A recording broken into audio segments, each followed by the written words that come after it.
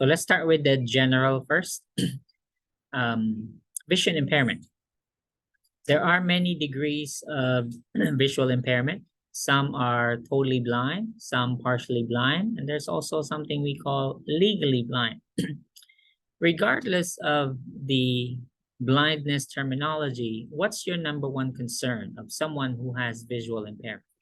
Safety. Okay, that's always our concern. So the patient, especially if they live alone, so can they see where they're going? Can they see whether or not the stove is on or off? Do they see any let's say intruders in the house? Okay, so lots of safety concerns if patients cannot see. Let's review a few terms here. Presbyopia. What is this term referring to? Presbyopia. You learned this first under fundamentals. What is this? Presbyopia.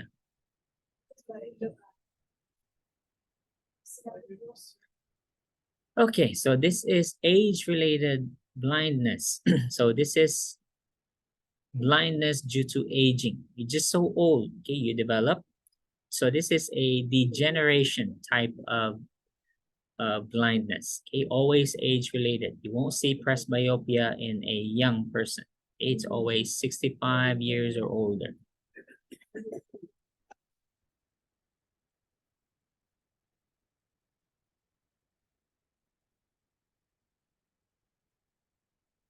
These are conditions that will lead to presbyopia, table 58-1.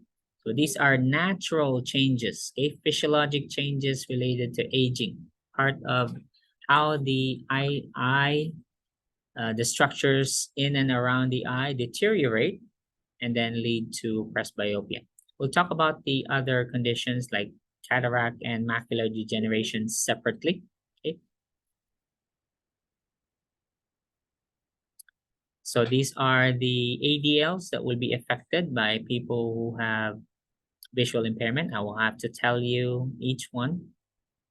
So it will significantly affect how they take care of themselves. So some of them will be disabled enough to stop working, but depending again on the industry that the patient is involved in, some patients can continue to work, okay, because we do have the Americans with Disabilities Act allowing for accommodations. Let's say the brailles, for instance, are provided. Okay, so some people will be assisted to some extent for them to function, okay, based on the ADA law. So our management here, besides maintaining safety, is the following. So coping.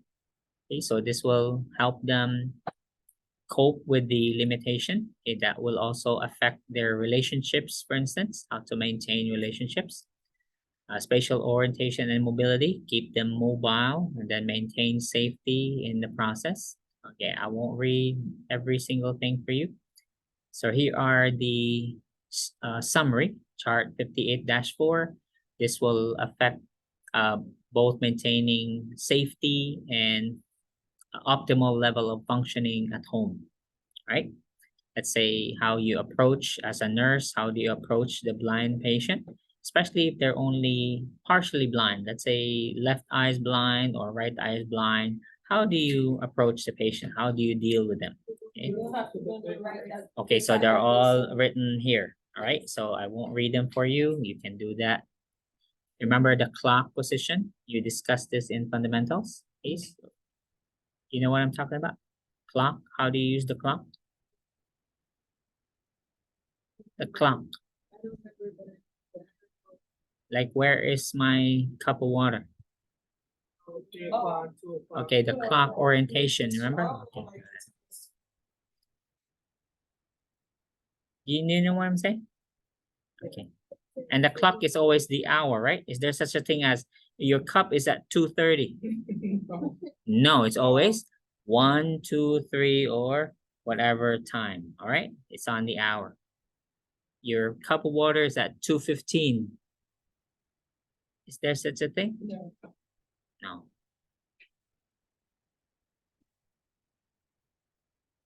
So here are some accommodations to help the patients cope. So we have guide animals, for instance. Okay, most of them dogs, right? Have you heard of a cat guide? No, like a no, it's always dogs, right? I haven't seen a warthog used as a guide, right? It's always a dog.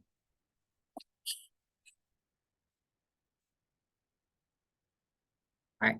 So since these are eye problems, so you will be administering eye medications. So let's review the principles in eye. There are two forms we're going to be giving. So it's eye drops and eye ointments. Okay. So these are two forms of medication, ocular medications you will be administering. So we will test them very, in detail. For instance, how should you administer? The patient has an order for 2 drops of the same eye medication. How do you administer it?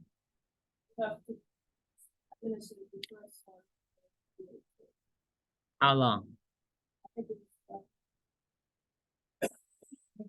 The same medication. How long do you wait? You're supposed to put 2 drops of the same drug into the right eye. How do you give it? Say 5 minutes. She says a few seconds. She says 5 minutes. So what's the time? Okay, to answer that, here's the rationale. So there's a limit because where do we administer the eye drop exactly, or the ointment? Is it on the eyeball or on the, where is the cornea?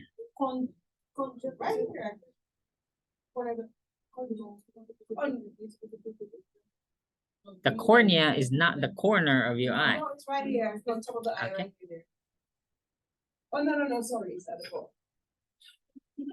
What do you call that? That is the orange strokes. Is that the orange? Okay, we put it in the conjunctival sac.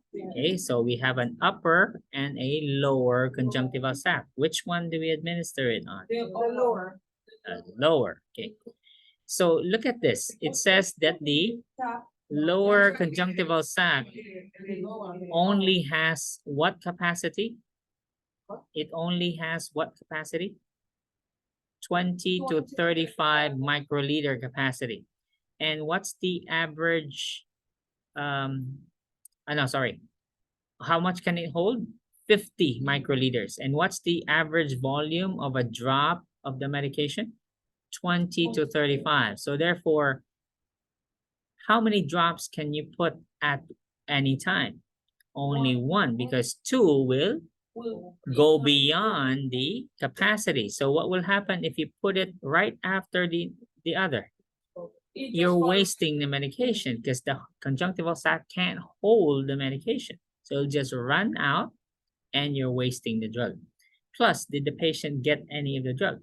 No, the prescription was 2 drops and then you gave them only 1 because, yeah, I gave 2, but did the patient get 2? No, the second one dripped right out of the eyeball. You understand? Okay, so is this a time wherein you're in a hurry? Like, you're in a hurry. I don't have time for this. I have to go. I have to scoot. I have kids to bring to school. Right? Is this an excuse? No, this is a timing issue. So you have to schedule. Let's say this patient has 3 eye drops, wherein they have to get multiple drops of the same eye drop in both eyes. So how are you going to schedule the med pass? Do this and then do this. So you're going to have to, 2 drops. Again, you can't do 2 drops. You have to wait. Okay, so what I'm saying is plan it properly, okay? Organize how are you going to do this? How many patients of this kind are you going to have? Okay, what other things can you give? So let's say you start with the first drop, okay? First drop in each eye. And then meanwhile, while waiting, because you're supposed to wait 1 minute before you give the second drop. However, if it's a different eye drop, you're supposed to wait 5 minutes. So you have to schedule, meaning you put the eye drop, prepare other medications, oral, for instance, give those, and by that time, 1 minute has passed, and then you do the second eye drop. Okay, so be resourceful. Okay, but you have to follow, because otherwise, is this a medication error? Yeah. Yes, you're committing a medication error, and you're doing it deliberately. All right. Plus, what's another thing? So anything we put into the eyeball, into your eye, any structure of your eye, what will happen? Let's say I blow into your eyeball. What automatically happens? Okay, you blink, and then what happens? What's your eye reaction? There's gonna be tearing, and there's drainage, right? So that's another thing you have to consider. That now this was a natural response or reaction of the eye. So whenever you give medications, consider that. Okay. So that's another reason why you don't, the more reason you don't put multiple drops at a time, because there's tearing. So that will even wash out the medication. So how much more if you put multiple? So the more that will be washed out, right? Because there's tearing that's going to occur. If you have to put in an ointment and an eye drop at the same time, which one do you give first? You know what ointments look like, right? Yeah. So what are ointments made of? What's the basic ingredient of any ointment? The jelly, right? It's made of wax, right? That's the petrolatum, right? That form. So therefore, the medication is in that jelly. So which one should you administer first? Eye drop first, and then you squeeze the ointment. Okay, after that. And then what do you do again after you administer an eye drop? What is your next action?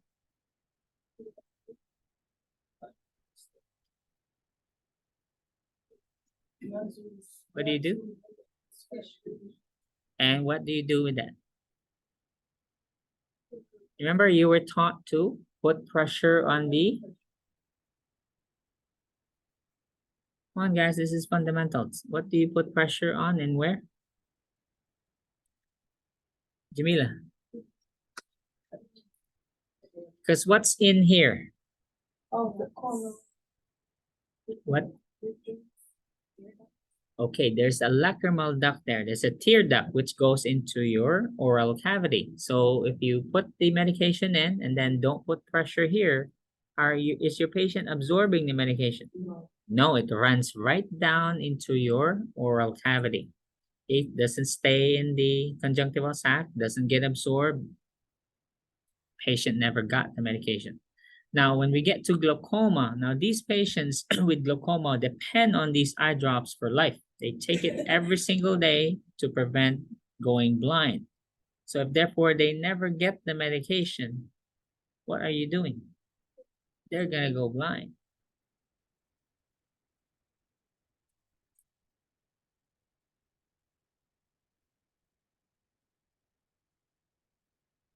Here are medications. Commonly, some medications are mediatrics. What do they do? When it's mediatric, are they constricting or dilating?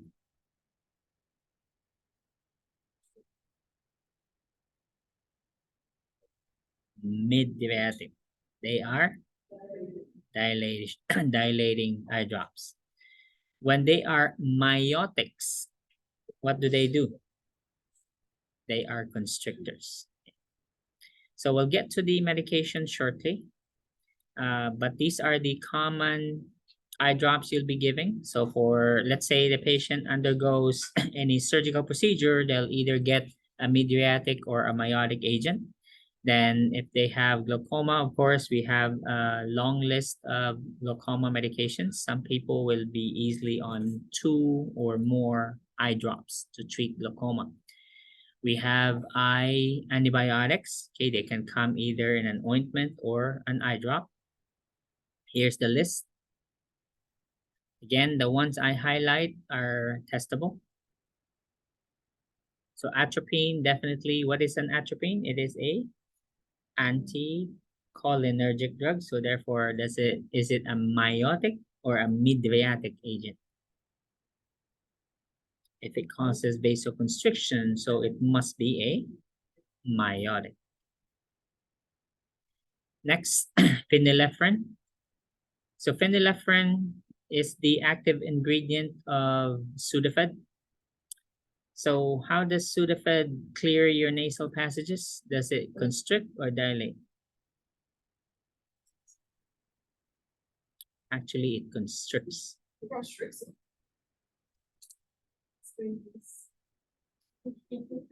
What does it constrict? Blood vessels or smooth muscles?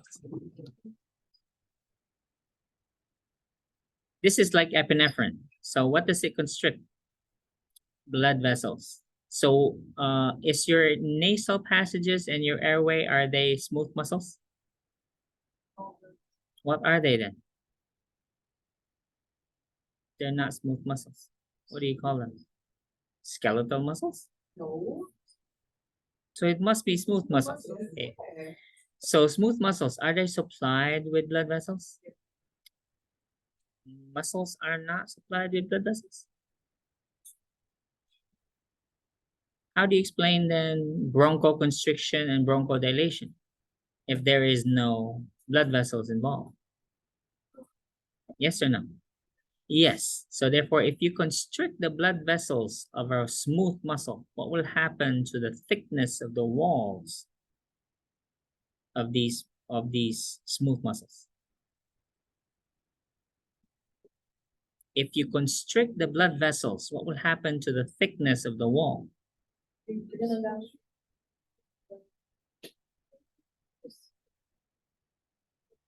Okay, so let's say this is my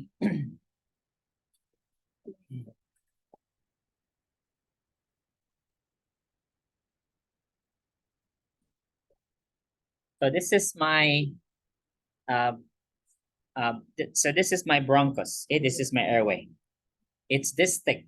The wall is this thick. Okay, my fingers. That's how thick they are. They're supplied by blood vessels. So if I give them a vasoconstrictor, phenylephrine, atropine, what will happen to the blood vessels supplying them? Constrict or dilate? Constrict. So therefore, if they constrict, what will happen to the thickness of this wall? It's going to be thinner. They're going to be this thick now. They're very thin. So what happens to the size of the airway? So therefore, what will this do to your airway? Open or close? Understand? Okay. Okay, we can also give steroids and NSAIDs in the form of eye drops or ointments. We have also anti-allergy, very common. What's the over-the-counter? During allergy season, who's on Pataday here? Take Pataday? Yeah, really itchy eyes? Okay, I take Pataday.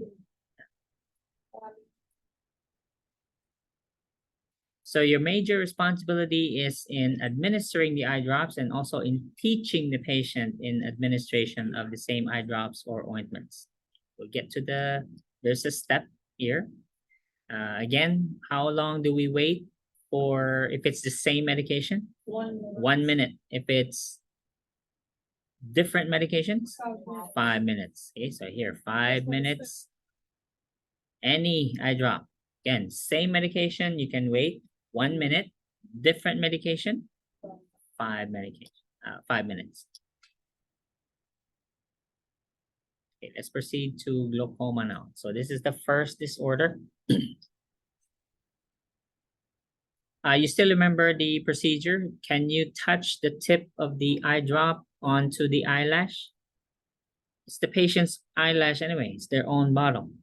No. Okay, so take care not to contaminate the tip of the bottle. Okay, so what is glaucoma? We'll only do this and then we'll continue next week. So glaucoma is a common disorder. This is not only age-related. Young kids can develop glaucoma. This can result in blindness. The first vision to go is peripheral vision. So this is caused by increased intraocular pressure. Now, how does this happen? How does the pressure inside the eyeball increase? The pressure is maintained by the normal production and drainage of aqueous humor. What is aqueous humor? That is the liquid that is making your eyeball round. Okay, so that's the fluid inside your eyeball. What is it again?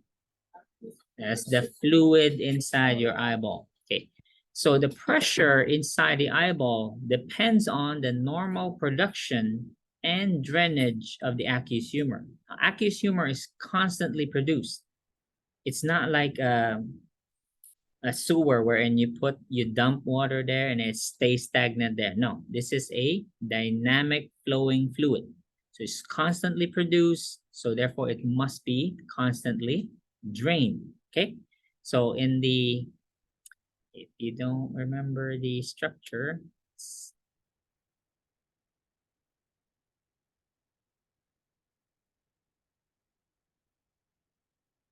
let's look at your anatomy. Okay, so here are the canals. Okay, so this is your eyeball, and that fluid you see in the middle is aqueous humor. And these are the normal drainage canals, which help drain your aqueous humor. So it circulates here in the eyeball, and then it drains right here in front. So they go through these openings here and then drain right into the canal of Schlemm, meaning if you have any enlargement or inflammation of these muscles here, what will happen to the drainage of the aqueous humor? Can it be blocked? If it's blocked or obstructed, what will happen to the pressure inside the eyeball? Why? Yes. Because the normal drainage is decreased, right? Meanwhile, what happened to the production? Was it affected? No, the production is continued. However, if you have the same amount of production, however, your drainage amount is decreased, what will happen? What will be the natural consequence? The volume of fluid, aqueous humor, will increase and cause a subsequent increase in pressure. Now, so what if the pressure increases? Well, there are delicate nerves and blood vessels here. So what will the increased pressure do to those nerves and capillaries? It's going to cause ischemia. They'll destroy those capillaries, and of course, those capillaries are supplying blood and oxygen to the eye structure. So therefore, what will happen? Patient goes blind. So the retina will get ischemic and necrotic, so will the optic nerve. You follow? So therefore, is it going to cause blindness? Temporary or permanent? Permanent. Permanent blindness. Any question on glaucoma about what happens? Okay.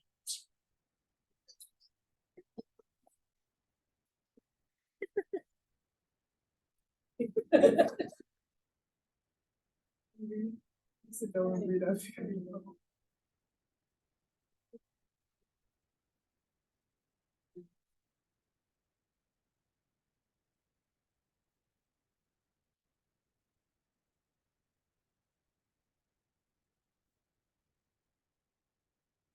Okay. Risk factors. Who can get glaucoma? Chart 58-6. Okay, so diabetes is one of them. African Americans and Asians are high risk. If you have heart disease, history of glaucoma, migraine, all of these, okay? So can lead to glaucoma. What is the normal range of IOP? Intraocular pressure is between 10 and 21 millimeters of mercury. If it rises by 1 millimeter, that's already increased. Who wears eyeglasses here? So therefore, you get annual checkups, I assume. You should, okay? if you wear eyeglasses, because look at the one of the risk factors. Okay, it's if you wear glasses, one of the and it's covered by insurance. If you have insurance, it'll be covered. So it's routine to test for increased ocular pressure.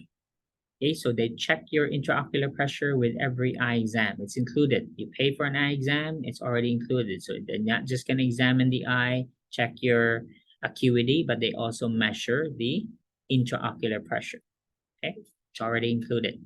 That's how common glaucoma is. So they screen from childhood to adults. So even children, school age children are already first grade. If these kids are brought to an ophthalmologist or optometrist, regular, doesn't have to be an ophthalmologist. Yeah.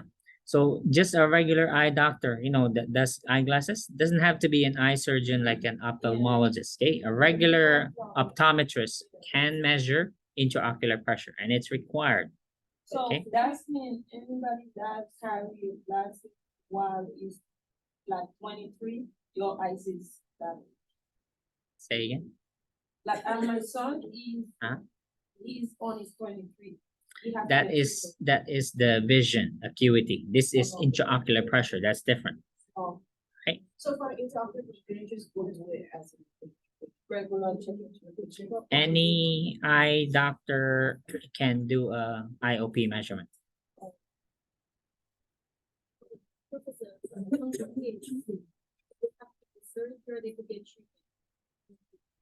Again, so this is like, how did we treat epilepsy? Medication. So glaucoma is usually treated with eye drops for life. Okay. There are surgical options, but they're not as commonly done as eye drops for life. Okay. There are surgical options. So let's go to classifications. There are many types of glaucoma. When the terms used here, for instance, wide angle, narrow angle, the angle that they're talking about here is, remember the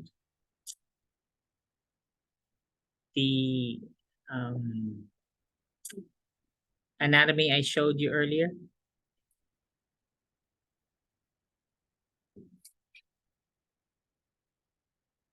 This right here. This part right here, this is the angle that they're talking about. So when they say wide angle, narrow angle, open angle, close angle glaucoma, this is the angle that they're talking about. Do you understand? This is an angle, right? There's an angle here. That is an angle. Yes. Okay. So the angle, wide angle, narrow angle, close angle, open angle, that's the angle they're talking about. Are you clear? Do we understand each other? All right. But don't worry, we're not the doctor, so we're not diagnosing the patient. But I'm just telling you so that you understand what they're talking about. What angle are they talking about? That's the angle that they're referring to. You understand? So this is the description of glaucoma, because the blindness here does not occur acutely. This will develop over several years until the patient, once the patient has lost some vision, they cannot regain those vision back. Okay, it's too late. The damage has already been done. Anything dead, can you resurrect it? No. So what are the manifestations? Patient will, remember, patient may not seek healthcare until they experience blurred visions or halos around lights, difficulty focusing, etc. Once these are there, has the patient already experienced vision loss? It's already there. So you can slow it down. You can still keep whatever remaining vision you have once you comply with the eye drops, okay, for life. However, so is it important to get annual eye exams? Yes. Again, this is a silent thief of the night. Okay? It will take away your vision. You don't even know it. right? So it's very important to have regular eye exams once a year. For those who wear eyeglasses, you're checked twice, right? You should be checked twice a year, every 6 months, just like your dental checkup. Again, this is the angle that they're talking about. Okay, you follow? Okay, so again, this is the angle that they're referring to. So these are the natural passageways. So this is the river that the stream wherein the aqueous humor drains. So if these are blocked because of changes in the angle, this can cause glaucoma.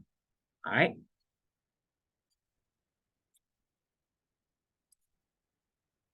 I won't test you on, because I believe this is for the doctor. You agree? Okay, Yes. so because do we decide what treatment to use? No, the doctor prescribes the treatment. However, we need to know which are emergencies though. Now, since there's only one emergency here, which is the acute ankylosing glaucoma, okay, here, it's an ocular emergency. So what are the manifestations? Patient has progressive visual impairment. Okay, so these are the manifestations. And then what's your number one action? Can you do any of these procedures? So what's your intervention? What's your only action? It's an emergency. Call the physician. Okay, so they need to see the patient immediately and order these eye drops and then perform emergency surgery, okay, to keep the patient's vision. So otherwise it will result in permanent blindness, acute blindness. Imagine they can see a moment ago. Now they're blind.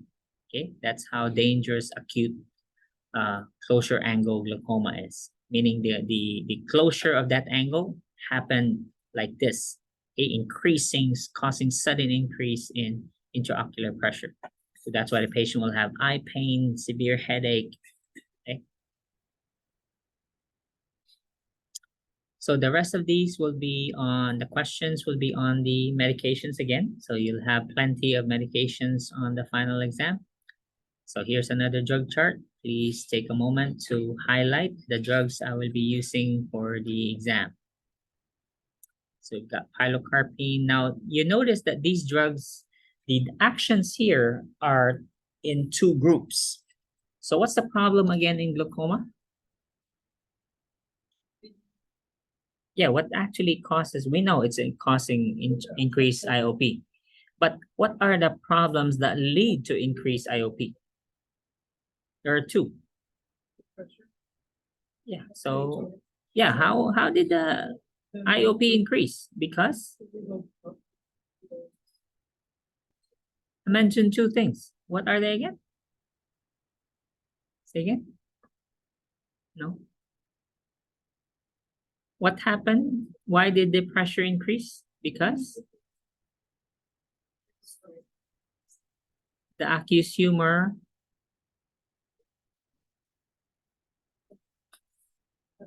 okay, so either the aqueous humor drainage is decreased because of obstruction, or the aqueous humor production is increased. Okay, those are the only two possible problems. Because can either one increase IOP? Yes. If you decrease the drainage of the aqueous humor, you increase the aqueous humor volume, you increase IOP.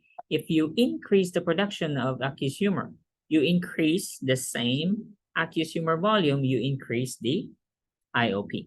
Okay, so therefore, what are the drugs going to do? The aqueous humor. So we'll give eye drops that will increase the drainage of aqueous humor, or we'll give drugs that will decrease the production of aqueous humor, right? Sometimes we'll use both. It will decrease the production plus will increase the drainage of aqueous humor. Okay, so that's where the vasoconstrictors and vasodilators come in. All right, so they will increase if you have narrow angle glaucoma, then it will widen the angle. Make sense? meaning you give vasodilators or vasoconstrictors. Okay, so let's start. So cholinergic agents. Why are these called cholinergics, Brianna? What are anticholinergics again? They cause fluid retention, right? So anticholinergics cause fluid retention. So what will a cholinergic drug do? If anticholinergics cause fluid retention, cause edema, cause, what will a cholinergic drug do? It's going to release and promote. Yeah, so the fluid loss, right? So it will do the opposite. Okay, so that's what pilocarpine will do. So here, increase aqueous humor outflow by contracting the ciliary muscle. Okay, so that's how it promotes aqueous humor drainage. So let's go to the next. Beta blockers. Why are beta blockers here? What will beta blockers do? Constrict or dilate? These are vasodilators. Okay, so here, decrease aqueous humor production. Okay. Next, alpha agonist, brimonidine, decrease aqueous humor production, just like beta blockers. How about this one? Acetazolamide, decrease aqueous humor production. Prostaglandin, latanoprose, etanoprose, bimatoprose. These are all vasodilators. Okay, increase aqueous humor outflow or drainage. Any question? So it's a drug chart. So what are you again tested on this? Side effects and nursing considerations. Because these are eye drops, do we need to teach the patient on how to administer the eye drops? Yes. Okay. Now you can't teach the patient if you yourself don't know how to administer the eye drop. You agree? Is it embarrassing? Yes, very embarrassing. And here we are wearing a badge, says RN. Oh my God, you don't know how to administer an eye drop. Go back to nursing school, right?